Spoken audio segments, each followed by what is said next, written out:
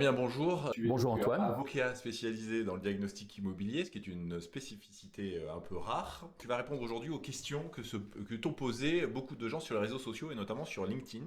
La première question, Vincent Delaroche de DIT Formation, qui pose la question suivante.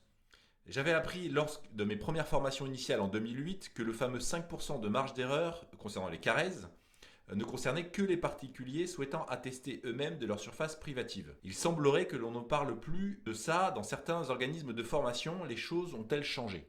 Non, alors sur cette question, moi je répondrai par la négative, c'est-à-dire que en fait, le 5% dont on parle, c'est le seuil de déclenchement de l'action qu'on appelle l'action en diminution du prix, l'action qui est ouverte à l'acquéreur pour contester le prix qui a été fixé, contester la surface qui a été retenue et qui a déclenché le prix. Et donc, ce seuil de 5%, c'est un seuil légal. Et la loi, elle s'applique, elle ne distingue pas. Elle ne s'applique pas selon que le mesurage émane d'un non-professionnel, genre le propriétaire du bien, ou d'un professionnel. Donc là, je l'avoue, un peu étonné que autrefois, mais après, bon, l'erreur est humaine, on ait pu enseigner que le 5% s'appliquait uniquement dans un cas et pas dans d'autres. Non, la loi, elle est générale. Elle s'applique à tout mesurage, quel qu'en soit l'auteur. Il y a un grand principe chez nous, juristes, qui est que on ne doit pas distinguer là où la loi ne distingue pas. D'ailleurs, on peut le dire en latin, mais moi, j'en suis pas capable. Je suis un très mauvais latiniste. Mais c'est un vieil adage. Mais tout ça pour dire que la loi Carrez, elle a au moins le mérite d'être claire sur cette question. L'action en diminution du prix, qui est l'action qui découle, qui résulte de la loi Carrez, cette action, elle est ouverte à toute personne qui constate un écart objectif. Donc la loi ne précise pas à la condition que le mesurage émane d'un non professionnel. Donc étant donné que la loi ne le précise pas, c'est ce que je veux dire, on n'a pas lieu de distinguer et d'ajouter des conditions là où la loi n'en a pas posé. D'ailleurs, au début, on parlait énormément de la loi Carrez comme étant une grande source de litige. Aujourd'hui, on n'en parle quasiment plus. Qu'est-ce qu'il en est? Alors, merci Antoine, merci vraiment infiniment pour cette question. Parce que, alors là aussi, mon avis va étonner certains, mais la loi Carrez, qui pourtant fêtera bientôt ses 30 ans, puisqu'elle est de 96, donc 30e anniversaire quand même. Merci Monsieur Gilles Carrez, sénateur du Val-de-Marne, je crois, qui a en fait d'abord attaché son nom à une loi qui est connue, l'une des plus connues dans le domaine immobilier en France, mais d'autre part, cette loi, je peux en attester en tant qu'avocat spécialisé dans les litiges du diagnostic immobilier, continue 30 ans après sa naissance, son entrée en vigueur, à représenter un volume important de sinistres. Et on a même le sentiment, la sensation, les assureurs et les avocats qui gèrent ces dossiers ont la sensation que d'abord c'est exponentiel, c'est-à-dire qu'il y en a toujours presque plus qu'avant, et en plus on crée des nouveaux cas. La pratique invente des cas qu'on n'avait pas prévus. Tout ça parce que la loi Carrez en elle-même, alors je disais qu'elle n'a pas prévu des conditions, enfin il ne faut pas y mettre des conditions qu'elle n'a pas prévues, mais en revanche sur certains aspects, elle est assez pauvre la loi Carrez. Donc c'est la jurisprudence qui est venue apporter toutes les précisions qu'on ne trouve pas dans la loi. Et donc finalement, on s'aperçoit que 30 ans après, il y a encore des questions qui restent sans réponse. C'est ce qui fait, c'est l'une des sources de contentieux. Donc on a un grand besoin pour le diagnostiqueur de rester, je dirais, à l'écoute de la sinistralité, de la parole de l'avocat, parce que c'est une source de sinistre important. Autre question d'un gérant de cabinet de diagnostic immobilier, Samuel Etchelécou, j'espère que je le prononce bien. Petite interrogation du quotidien, Maître Jost, suite à des coupures de courant réalisées dans le cadre d'un diagnostic électrique, le vendeur-loueur ou locataire peut-il se retourner contre le diagnostiqueur en cas de dysfonctionnement d'un équipement, spa, moteur de portail ou autre, qui ne se réenclencherait pas ou ne fonctionnerait plus. Alors moi j'ajoute à ça que c'est des cas vécus moult fois de gens qui tout d'un coup disent ma cuisinière marche plus après votre passage. Parfois même quand on n'a pas fait de diagnostic électrique d'ailleurs. Et bon, la difficulté c'est que bah en vérité on ne sait pas. Hein. Alors effectivement, il y a potentiellement, théoriquement dirais-je, un risque de réclamation, à la condition toutefois que le plaignant puisse arriver à prouver ce qu'on appelle la causalité, donc le fait que l'arrêt de l'alimentation a provoqué telle conséquence, tel dysfonctionnement, et que ceci que cette situation ne lui ait pas été explicitée, ne lui ait pas été expliquée avant la prestation. Donc on en arrive à la question, je le fais très rapidement, des explications qu'on va donner en amont de la prestation. Ces explications, idéalement, il faudrait qu'elles prennent la forme soit de CGV, de conditions générales de vente, ou au minimum qu'on l'explique dans l'ordre de mission, si ordre de mission il y a. S'il n'y a pas d'ordre de mission, parce que je ne suis pas naïf, je sais très bien que dans certains cas, il n'y a même pas d'ordre de mission ni de CGV, il faudrait au moins que dans le mail, je suppose qu'il y a un mail qui va arriver, etc., en amont de la prestation, j'espère.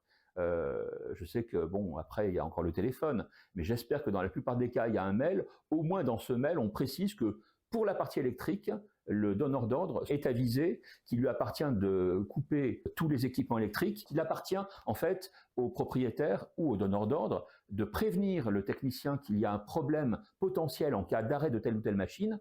Et là, ça permettra de gérer la situation. Sinon, si on n'a rien expliqué et si la personne peut prouver, encore une fois, qu'un dommage est résulté de l'arrêt de l'alimentation, là, potentiellement, on peut imaginer une action, enfin un recours. Les CGV, ça permet de se protéger en cas de gros problèmes et puis de gens malhonnêtes aussi parfois. Et puis qu'est-ce qui nous permet de nous protéger assez facilement? Déjà, c'est que le technicien systématiquement explique qu'il va couper le courant. Donc merci de désactiver. Déjà, l'oral permet d'éviter la personne qui de bonne foi va se faire avoir. Et puis les CGV, elles permettent de verrouiller la personne qui, elle, est ou de mauvaise foi. Merci Antoine, parce qu'effectivement, alors moi, ça c'est une approche que je ne peux pas avoir, parce que ce n'est pas mon vécu, le diagnostic. Je ne connais que la partie judiciaire du diagnostic. Effectivement, ton expérience terrain est très importante et très précieuse. Effectivement, et la partie orale, l'oralité est super importante, reste importante, au moins pour expliquer les choses. Diagnostiqueur anonyme pose la question suivante. Les juges prennent-ils en compte les normes de réalisation du diagnostic lorsqu'ils jugent une affaire de diagnostic immobilier? J'ai l'impression que souvent ce n'est pas le cas et qu'ils ne prennent pas en compte la norme. Leur jugement peut-il être contesté sur cette base, sur le fait qu'ils n'ont pas pris en compte une norme existante ou un texte de référence? Mon expérience des litiges sur 20 ans, c'est que les tribunaux connaissent les normes. Et notamment, quand on parle de parasitaires, de termites, ils s'y réfèrent. Ils s'y réfèrent parce que l'expert judiciaire s'y est référé. C'est souvent comme ça que ça se passe. C'est pas le juge, évidemment. Lui n'est pas diagnostiqueur ou le juge n'est pas un sachant en matière de diagnostic. Donc, il va se reposer sur l'expert judiciaire la plupart du temps. Mais l'expert, lui, est un sachant en matière de diagnostic la plupart du temps, pas toujours. Mais donc, il est supposé connaître la norme, je dis bien supposé, et donc il va s'y référer. Après, la norme, ça n'est pas tout. Le juge, il fait pas un diagnostic. Lui, son champ d'analyse, il couvre pas que la norme. Il va bien au-delà de la norme. Il va intégrer des aspects qui ne sont pas du tout dans la norme. Je veux parler, par exemple, d'une notion fondamentale pour le juge et qui est la cause principale de condamnation à ma connaissance, statistiquement parlant, c'est le devoir de conseil. Aucune des normes existantes, à ma connaissance, que ce soit celle que j'ai nommée, mais on peut aussi étendre à l'amiante, par exemple, même si celle-ci est d'application volontaire, contrairement aux termites et aux parasitaires. Mais pour ce qui est de l'amiante, et pour les autres, on ne parle jamais du devoir de conseil dans ces normes. Et pourtant, le juge va se référer, d'abord, il va se référer bien sûr à la norme, surtout quand le rapport de Diag s'y réfère lui-même. D'ailleurs, même s'il ne s'y réfère pas, quand on parle de termites, de toute façon, on n'a pas le choix. Mais en revanche, on a le choix près de la version, c'est un autre débat, mais en revanche, même si on est sur l'amiante, je dirais que le juge va aller d'abord sur le devoir de conseil, sur le terrain du devoir de conseil. Donc, il a une vision qui est bien plus large que la norme. Voilà, donc, alors après, pour essayer de répondre complètement à la question, à mon avis, on ne peut pas construire un recours efficace pour la seule raison que le juge n'a pas pris en compte la norme.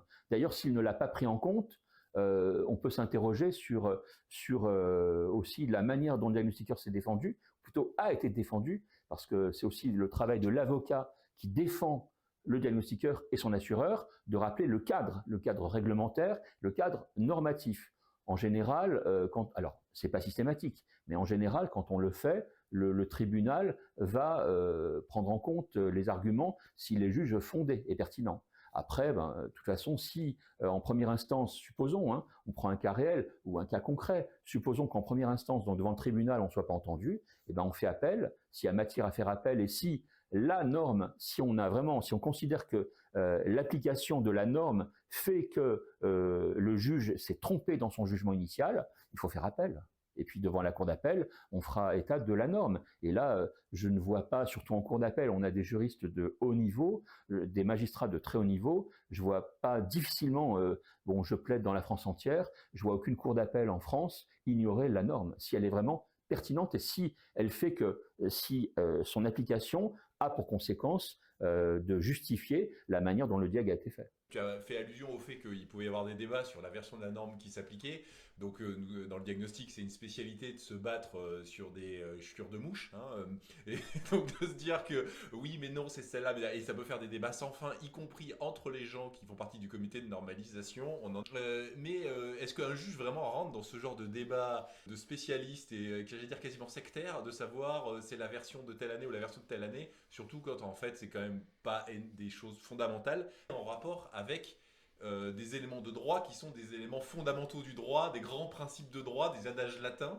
Est-ce que vraiment ces choses-là ont autant d'importance et est-ce qu'au final c'est pas le droit en général, est-ce qu'il n'y a pas une hiérarchie aussi dans les textes et que la norme n'est-elle pas tout en bas de la hiérarchie des textes?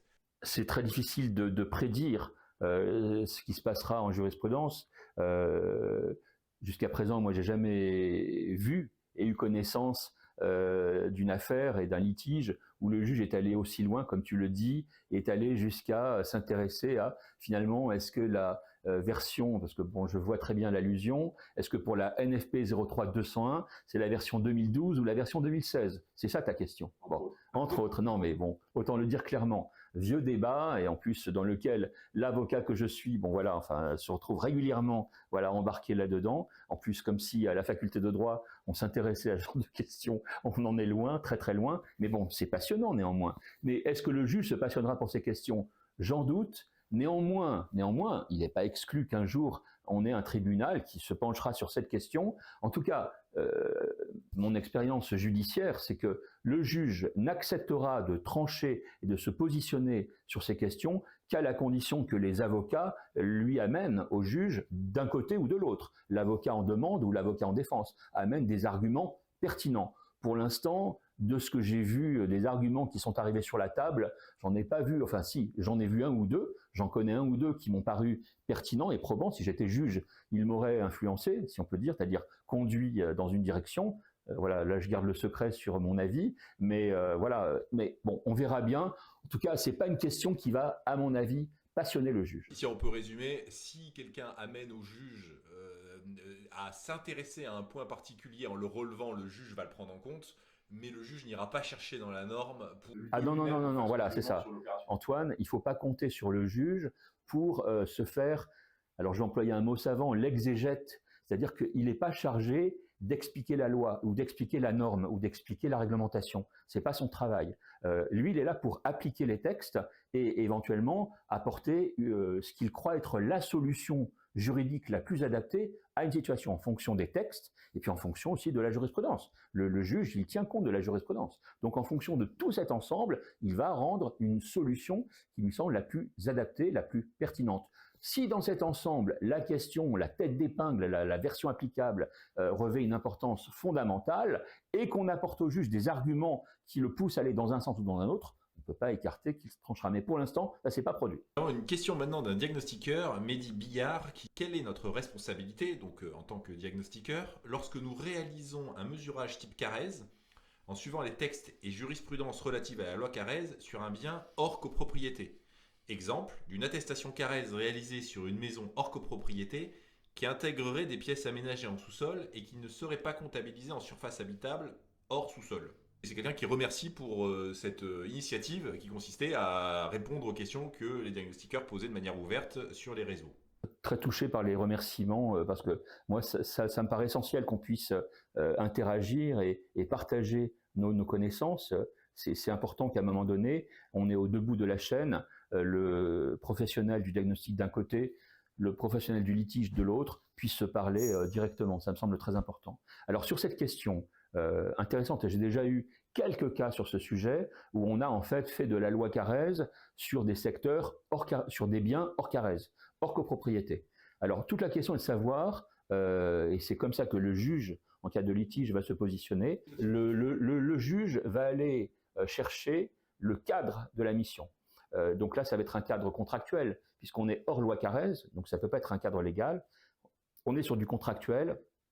Contractuel, ça veut dire quoi? C'est-à-dire que le juge va déterminer d'abord quelle était la mission confiée au diagnostiqueur. Ou plus exactement, à quoi s'est-il engagé? Parce que c'est souvent comme ça, le particulier ou le donneur d'ordre, lui, il n'est pas juriste, il va rester dans le flou. Il va dire, voilà, moi je veux un mesurage sur la maison individuelle, et puis voilà, il n'ira pas plus loin. Donc ça va être au diagnostiqueur de définir, lui, clairement sa mission. Qu'est-ce que je fais? Qu'est-ce que je compte faire? Si l'idée, c'est par exemple, pour aller au plus vite, si l'idée c'est je vais appliquer la méthodologie de la loi Carrez pour un bien qui est hors loi Carrez, alors on le dit clairement. Mais il faut que soit l'ordre de mission, quand il y en a un, soit le rapport le précise clairement. Voilà. Si ce n'est pas précisé, là on va être dans le flou intégral s'il n'y a pas d'ordre de mission. Et si dans le rapport, on ne dit pas quelle est la méthodologie qu'on applique, on peut s'interroger, puisqu'on est hors loi Carrez. On n'est pas dans le champ d'application de la loi. Donc là, franchement, ça va être compliqué de savoir comment on va apprécier le travail qui a été fait, puisqu'il n'y a pas de référentiel. Je ne sais pas si je suis clair. Oui, alors il y a deux choses qui me viennent des retours d'expérience. La première, c'est qu'éventuellement un diagnostiqueur n'a même pas accès au fait qu'il y ait l'existence d'un règlement de copropriété ou pas. Alors dans un immeuble avec plusieurs propriétaires, c'est une évidence qu'il y a un règlement de copropriété, c'est pas possible autrement. Quoi qu'on pourrait imaginer une division en volume, mais en France, c'est quand même quelque chose de tellement anecdotique que le cas serait vraiment exceptionnel. En revanche, dans le cas d'une copropriété horizontale, le diagnostiqueur n'est pas nécessairement informé du fait qu'il y a un règlement de copropriété ou pas.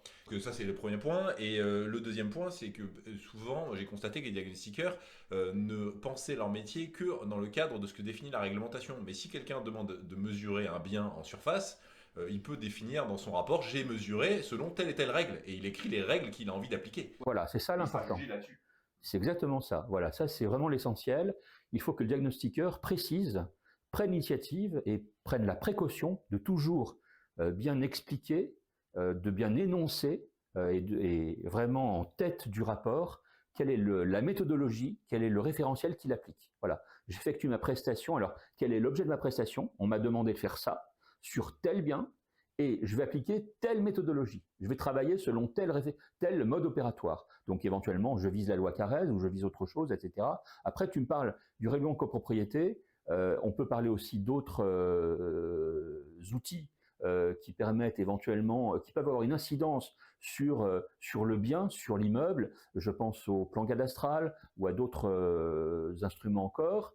Moi, je suis très réticent à ce que l'on systématise l'analyse. Je ne dis pas que ces documents, il faut faire l'impasse dessus. Si on les a entre les mains, on ne peut pas les ignorer. En plus, de bonne foi, comment pourrait-on dire j'ai pas eu accès à si la preuve du contraire est apportée? Bon, mais en revanche, là où, et je m'arrêterai, je n'irai pas trop loin, mais je voudrais juste rappeler que depuis 12 ans, la Cour de cassation, c'est-à-dire le plus haut niveau judiciaire en France, a posé un principe qui est un principe essentiel. Chacun peut aller le vérifier sur Internet, ce que je vais dire, parce que je l'ai encore vérifié cette semaine en allant sur Internet. La Cour de cassation en 2013 a, à propos d'un litige loi Carrez, posé un principe fondamental, c'est que le diagnostiqueur le mesureur, et donc le diagnostiqueur est un technicien. En tant que tel, il n'a pas, sa mission ne peut pas inclure l'analyse juridique du lot. Ça veut dire quoi? Ça veut dire, selon la justice, selon la Cour de cassation, que dès lors qu'il n'a pas d'analyse juridique du lot à mener, il n'a pas à analyser les documents dont tu as parlé, règlement copro, parce qu'en plus il y en a d'autres, il y a l'état descriptif de division, il y a le plan cadastral, etc. Justement, dans la décision, c'est une décision, je le dis pour ceux que ça intéresse, du 18 septembre 2013, vous tapez 18 septembre 2013, loi Carrez, Cour de cassation, vous allez voir. Et donc on a la chance que voilà 12 ans de cela, si je compte bien, la justice est venue poser un principe qui va finalement, qui protège le diagnostiqueur, qui rappelle que finalement à chacun son métier. Le diagnostiqueur est un technicien, Donc c'est pas un juriste. Technicien de surface, on pourrait dire dans le cas de la loi Carrez. Non, j'ai beaucoup de respect pour les diagnostiqueurs. C'est pas, enfin, le technicien, il a une expertise aussi respectable que celle d'un juriste, notaire ou autre, ou agent immobilier. Mais voilà, à chacun son métier. Le technicien, lui, c'est de définir le mesurage, la superficie privative du bien, ou la surface habitable. Bon, tu parlais de surface habitable. Bon, voilà, mais il n'a pas intégré dans le champ de son analyse des aspects, des éléments juridiques. Voilà ce que la justice a dit. Nous avons une question de quelqu'un qu'on connaît bien, je crois, toi et moi, Pascal Clerc, donc gérant d'une société de diagnostic et qui est lui-même opérateur de diagnostic immobilier. Et alors c'est une question qui ne se pose pas, qui te pose, parce qu'il a l'habitude d'écouter des webinaires, donc il a déjà la réponse. En revanche, c'est une question qui l'intéresse quand même et merci à lui de permettre de s'exprimer sur des sujets qui sont récurrents en fait. Donc des diagnostics qui sont dans leur durée de validité, mais au nom d'un ancien propriétaire. Mis à part l'attestation de surface loi Carrez, peuvent-ils être utilisés pour une nouvelle vente au nom d'un nouveau propriétaire? Alors, merci Pascal Clerc et merci pour cette marque de confiance en évoquant les webinaires. Question très intéressante et très importante. Je la rencontre régulièrement et elle est très pertinente au fond parce qu'effectivement, d'abord, elle renvoie à une situation pratique qui est récurrente, qui est que on voit, même si ça s'est marginalisé au fil des ans, mais on voit toujours, dans certains cas, dans certains sinistres, des propriétaires qui ont en quelque sorte recyclé le diag, ou ça peut même être un mesurage, on parlait de mesurage loi Carrez à l'instant, qui ont recyclé, réutilisé, je veux dire, le mesurage, l'état, le rapport qu'ils ont reçu quand ils ont acheté. La question de savoir si c'est légal, si c'est licite, si c'est possible, valable ou pas. Alors, le diagnostic, le mesurage, le rapport technique, il n'est pas attaché, il n'est pas lié à la personne du propriétaire à l'instant T. Il est lié au bien, pourrait-on dire. C'est-à-dire que rien n'interdit, en théorie, qu'on le réutilise évidemment, dans la double limite. Alors, il y a une limite qui va être celle du délai dit faussement de validité, qui n'en est pas un, c'est le délai d'utilisation, mais je ne veux pas développer plus parce qu'il faudrait des heures pour cela.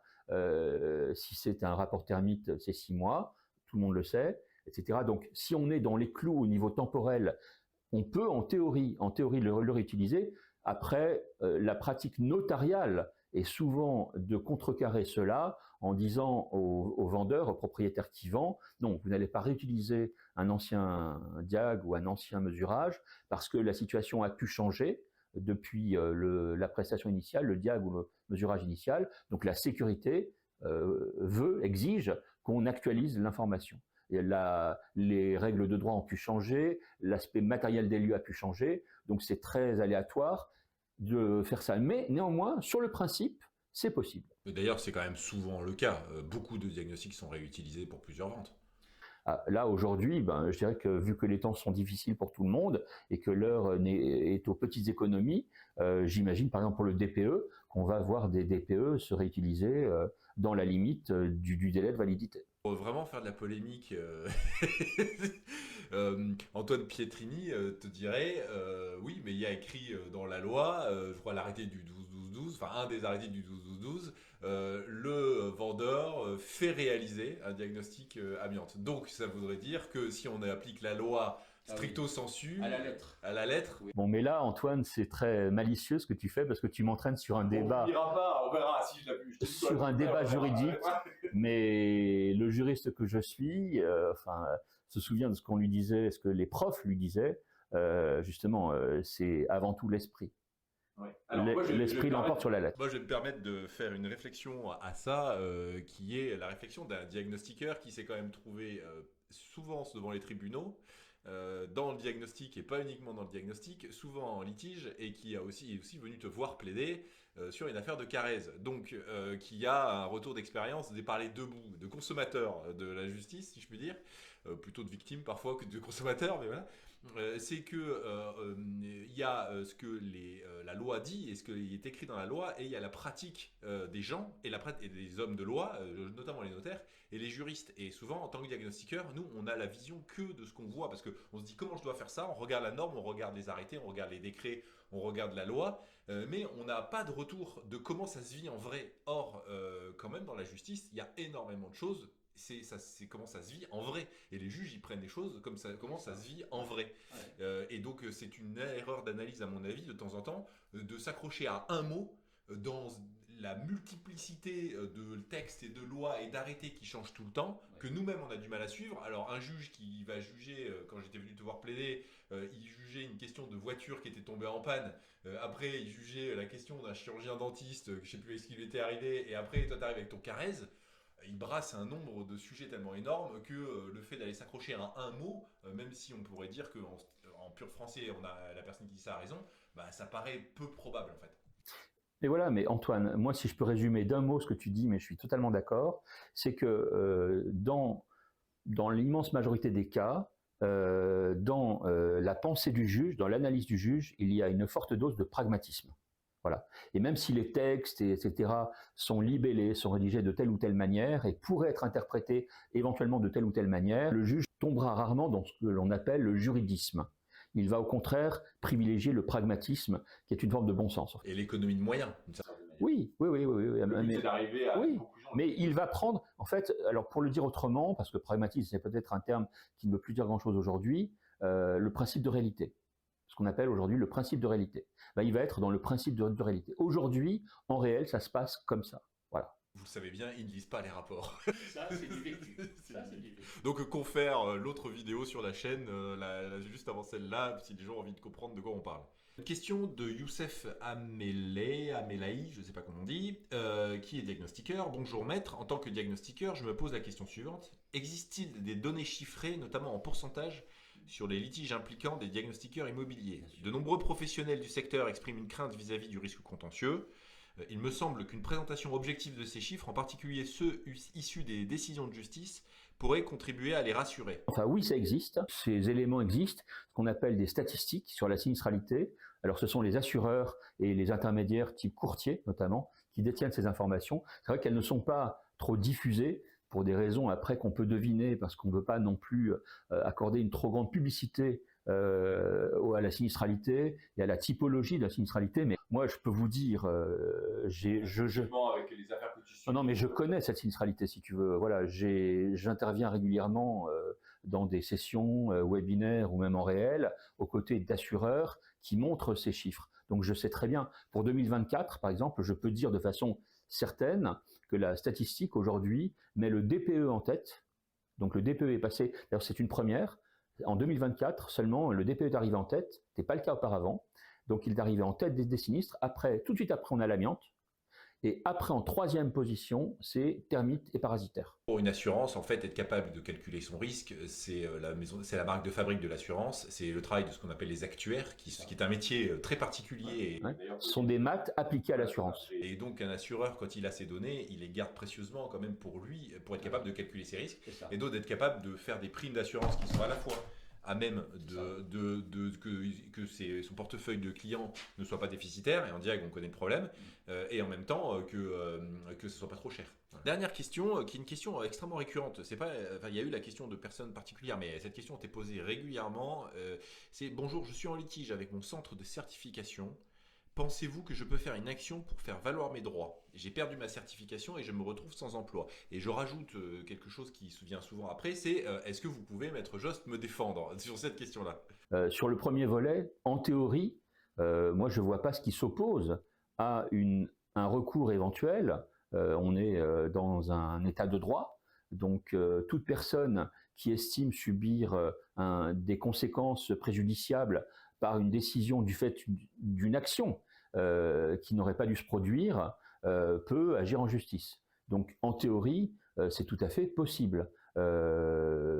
Si on estime que la perte que le retrait, je suppose que c'est un retrait de certification, est abusif, en ce sens qu'il n'est pas valable, qu'il n'est pas fondé, et qu'on peut le prouver, qu'on a des arguments pour cela, oui, on peut tout à fait, bien sûr, saisir la justice. Là, je ne vois pas ce qui s'y opposerait. Après, malheureusement, moi, je ne pourrais pas, parce que le positionnement du cabinet intervenir, parce que mon cabinet est positionné de telle manière que mon cabinet serait ce qu'on appelle dans un conflit d'intérêts, et déontologiquement, ça mettrait dans une situation irrégulière. Donc, je ne peux pas. La personne qui serait dans cette situation, il faudrait qu'elle aille voir un avocat en droit civil. Oui, c'est ça. Un avocat, même entre guillemets, un bon généraliste peut tout à fait s'occuper, mais de ce type de litige. Là, en l'occurrence, alors effectivement, bon, l'idéal serait d'avoir un avocat qui soit quand même un peu orienté immobilier, parce que bon, je pense qu'on va très vite arriver à des considérations immobilières. Quand on parle de diagnostic immobilier, on n'est pas loin de l'IMO. La piste que je donnerais, vous avez des grands cabinets enfin partout en France, vous avez des grands cabinets, d'ailleurs qu'on retrouve à l'échelle nationale. Eux, ils disposent, c'est un peu comment dire, comme une grande surface où on trouve tous les compartiments. Donc là, dans ces grands cabinets, vous allez trouver forcément la personne qui va pouvoir intervenir. Donc c'est l'occasion peut-être de dire un mot sur le positionnement du cabinet Jost, de ton cabinet, qui est spécialisé dans la défense des diagnostiqueurs immobiliers. Et la question qu'on peut se poser, c'est... Et de leurs assureurs. Et de leurs assureurs. Donc voilà, donc, en fait, c'est ça. Dis-nous un mot sur... Parce que si on tape avocat diagnostic immobilier sur Internet, on en trouve. Mais en fait, on se rend compte que très souvent, ce sont des avocats qui traitent toutes les questions de diagnostic immobilier. À la fois les gens qui ont été lésés par un diagnostic immobilier ou qui le considèrent tel, et la défense des diagnostiqueurs. Là-dessus, il me semble que le cabinet Jost a un positionnement un peu différent et assez unique. Est-ce que tu pourrais nous en dire un mot? Le cabinet défend la profession, défend ses assureurs, pas que, hein, on a aussi d'autres clients qui font partie de la chaîne de l'immobilier, mais donc principalement c'est le diagnostic, le diagnostiqueur, son assureur. Il arrive éventuellement qu'on intervienne dans des litiges à la demande de particuliers, hein, quand on n'est pas en conflit d'intérêts. Ça c'est possible. Voilà, on ne dit pas non systématiquement sous prétexte qu'on a affaire à un particulier.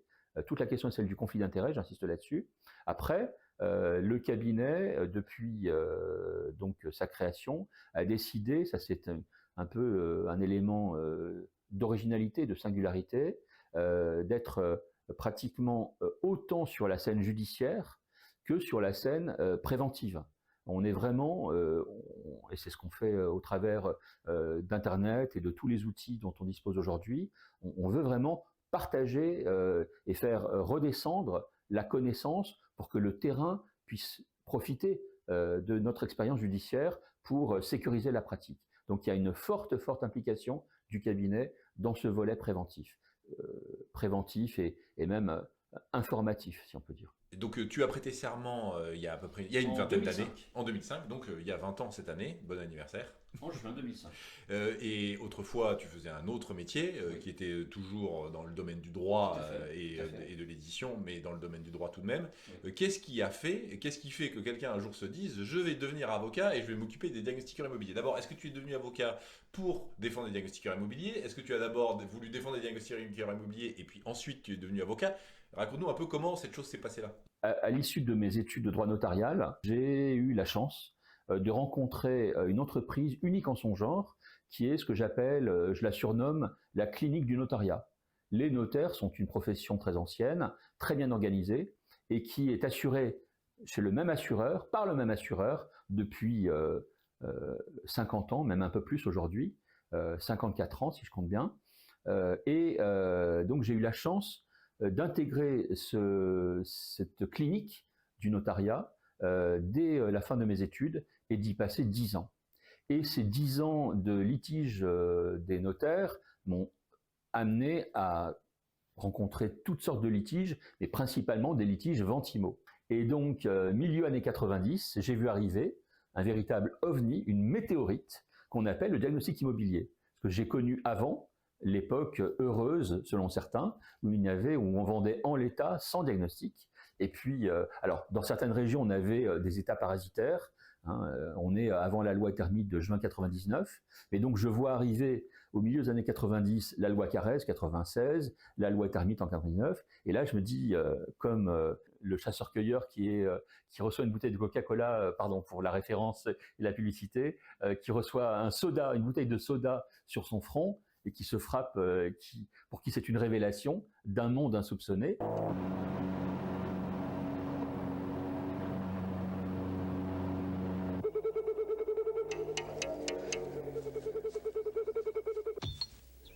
One day, something fell from the sky.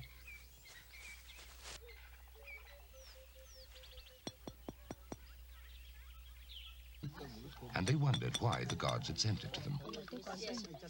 Gabo got his finger stuck in the thing, and the children thought he was very funny. Moi, l'arrivée du diagnostic a été une révélation, fut une révélation, et je me suis dit, mais là, il se passe quelque chose d'important, qui va avoir des répercussions très importantes. Aujourd'hui, on ne les voit pas, mais à mon avis, ça va aller crescendo. Et puis, donc, quelques années plus tard, après, donc, j'avais atteint les 10 ans dans ma vie de défenseur des notaires.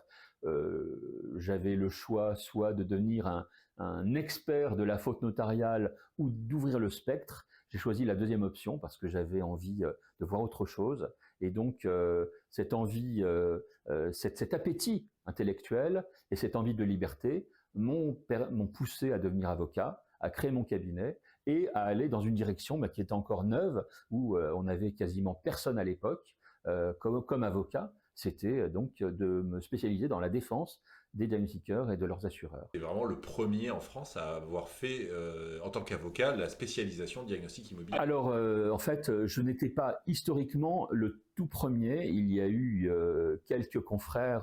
Voilà, on était au début, je dirais moins de 5 sur ce marché. Voilà. Et de ces 5-là, où est-ce qu'ils en sont les autres? Ils existent encore ou ils sont partis à la retraite? Je pense que certains sont partis à la retraite. Tu fais beaucoup de préventifs des litiges des diagnostiqueurs immobiliers. Et est-ce que tu peux expliquer cette espèce de contradiction? Tu es avocat et tu gagnes ta vie en défendant les diagnostiqueurs immobiliers devant les tribunaux. Et tu fais gratuitement, pour la plupart du temps, du préventif. Donc comment tu peux expliquer cette contradiction du préventif en tant qu'avocat? Alors merci pour cette question qui va me permettre d'expliquer et de clarifier peut-être un paradoxe apparent. Bien sûr que le fait qu'il y ait du sinistre et du litige, c'est l'intérêt immédiat et à court terme, à très court terme, d'un avocat. On ne va pas se mentir, l'avocat reste, enfin le cabinet d'avocats reste une entreprise d'un type particulier de prestations juridiques et judiciaires qui vit du procès et donc quelque part même des maux du mal et de la maladie, de la pathologie qui empêche la société de fonctionner normalement, bon, correctement. Mais ça c'est du court terme. À moyen ou long terme, s'il y a trop de sinistres, s'il y a trop de litiges, eh ben, il n'y aura plus d'assureurs. Depuis 20 ans que je suis sur le marché, enfin que j'exerce en tant qu'avocat, je vois les assureurs partir les uns après les autres, j'en vois très peu arriver. Cette situation est préoccupante. Je ne voudrais pas connaître la situation où il n'y aura plus d'assureurs, plus un seul assureur qui acceptera de souscrire des contrats de RC Pro pour le diagnostiqueur.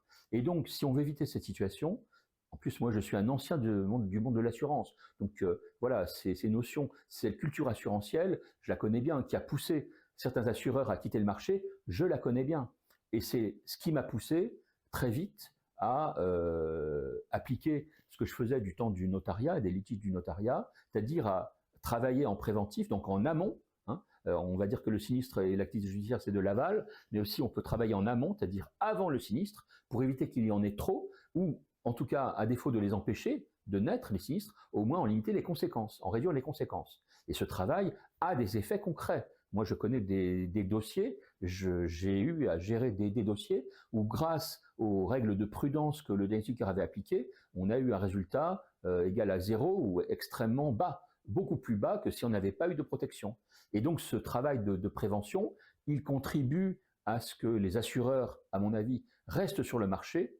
Et donc, finalement, on a des intérêts communs.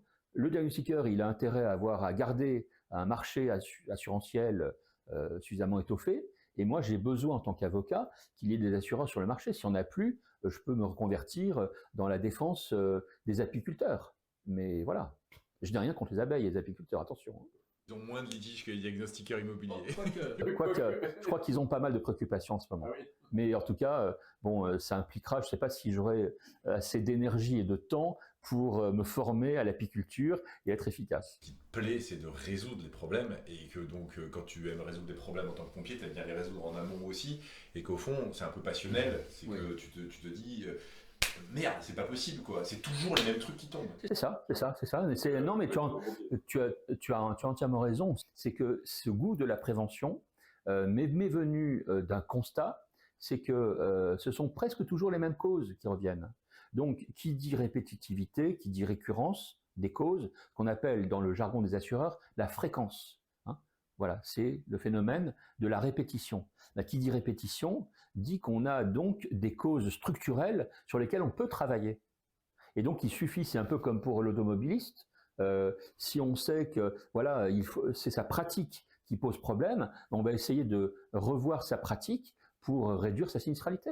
Voilà, c'est pareil pour le diag. Je dis souvent, c'est ça. Moi, pendant quelques années, enfin peu, hein, je me suis pris pour le meilleur conducteur du monde. Et puis est arrivé un sinistre, heureusement, il n'y avait que du matériel, pas de corporel. Ça aurait pu, mais bon, ça s'est limité à de la tôle, comme on dit. Mais ce jour-là, j'ai vraiment reçu un choc au propre et au figuré. Ça a été l'occasion de me réveiller, de me dire, bon, finalement, tu n'es peut-être pas le conducteur, le crack que tu pensais être, et tu vas te remettre en cause. Et c'est d'ailleurs ce constat qui fait qu'avec quelqu'un qui dirige un centre de formation, avec qui on travaille la main dans la main depuis longtemps. On s'est connus sur un sinistre, lui en tant que diagnostiqueur, moi en tant qu'avocat, et on partage la même opinion sur le fait que les diagnostiqueurs les plus exposés sont pas les débutants en général, contrairement à l'opinion communément répandue, c'est pas les débutants, c'est plutôt ceux qui, depuis quelques années, roulent leur bosse et sans sinistre et se croient les meilleurs du monde, et donc sont dans la routine. Et eux sont plus en danger, en fait, que le débutant qui fait attention, à notre avis. C'est par les humiliations qu'on apprend l'humilité, quoi. Et quand il nous est jamais rien arrivé, on croit qu'on est parfait. Et en fait, même quelqu'un qui ferait le métier parfaitement, ce qui, on va pas se mentir, n'existe pas.